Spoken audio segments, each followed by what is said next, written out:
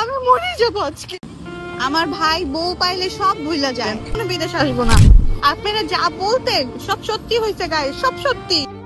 বর্তমান সময়ে একটি ভিডিওকে কেন্দ্র করে সোশ্যাল মিডিয়াতে ঋতু হোসেন ও নুসরাত জাহান অন্তরার সম্পর্কে ফাটল নিয়ে ব্যাপক আলোচনা সমালোচনা হচ্ছে।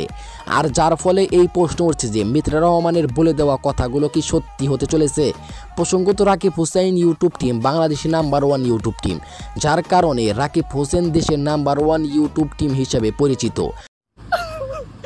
আমি মরে যাবো আজকে। আমার ভাই বউ পাইলে সব ভুলে যায়, কোনো বিদেশ আসবো না। আপনারা যা বলতেন সব সত্যি হয়েছে গায়ে, সব সত্যি। তবে কিছু ঝামেলার কারণে ইয়াসিন ও মিথিলা এই টিম থেকে ছিটকে পড়ে যান, যা নিয়ে ব্যাপক সমালোচনা তৈরি হয়েছিল। যদিও দাবি করা হয়েছে যে সোশ্যাল মিডিয়ায় পরিচিত বেশিরভাগ ভিডিওই গুজব এবং রাকিবের বোন ঋতু হোসেনের সাথে অন্তরার কোনো ধরনের কিছু ঘটেনি। তবু একটি উল্লেখযোগ্য বিষয় হলো ঋতু হোসেনের ইনস্টাগ্রাম ফলো লিস্টে নুসরাত জাহান অন্তরাকে আর দেখা যাচ্ছে না। তো বন্ধুরা, এই বিষয়ে আপনাদের কি মতামত অবশ্যই কমেন্টে জানাতে পারেন।